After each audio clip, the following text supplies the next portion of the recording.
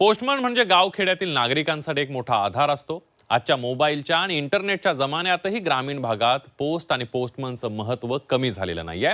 मात्र यवतमाळमध्ये पोस्टमनच्या एका धक्कादायक कृत्यानं तीव्र संताप व्यक्त करण्यात येतोय।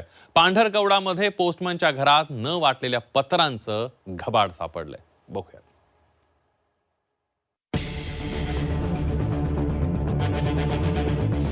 मामाचं पत्र हरवलं ते पोस्टमनकडे सापडलं।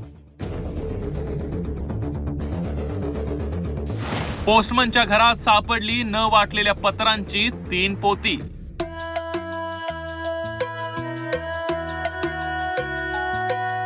पोस्ट आणि पोस्टमन यांचं महत्त्व ग्रामीण भागात आजही कायम आहे। अगदी इंटरनेट आणि मोबाईलच्या जमान्यातही ते टिकून आहे। कोणतंही टपाल असो, बँकेची कागदपत्र असोत किंवा पॅन कार्ड, आधार कार्ड, सगळी काही पोस्टानेच आपल्यापर्यंत पोहोचत असतात। अगदी नोकरीचा कॉलही पोस्टानेच आपल्यापर्यंत पोहोचत असतो। आणि गावखेड्यातला पोस्टमन हा नागरिकांचा विश्वासू असा माणूस असतो। मात्र यवतमाळमध्ये एका पोस्टमनने केलेल्या प्रतापामुळे अनेकांचं मोठं नुकसान झालंय। यवतमाळच्या पांढरकवडा इथे एका पोस्टमनच्या घरात न वाटलेल्या टपालाची 3 पोती आढळून आल्या। या पोस्टमनच्या कारनाम्यांमुळे अनेकांना नोकरीचे कॉल लेटर्स, काही पार्सल संबंधितांना मिळालीच नसल्याच्या तक्रारी पुढे आल्या होत्या।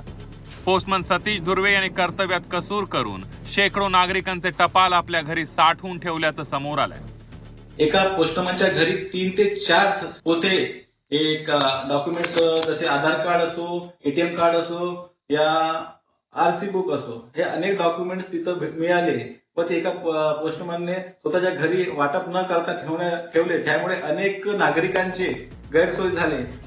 पांढरकवडामधील पोस्टमनच्या या प्रकारामुळे अनेकांच्या नोकरीचे कॉल्स आणि विविध महत्त्वाची कागदपत्र त्यांना वेळेत मिळाली नाहीत आणि त्यामुळे मनस्ताप सहन करावा लागलाय। तर अनेक तरुणांच्या करिअरचा प्रश्न निर्माण होण्याची शक्यता आहे। त्यामुळे पोस्टमनवर कारवाईची मागणी आता जोर धरू लागली आहे। श्रीकांत राऊत, झी 24 तास, यवतमाळ।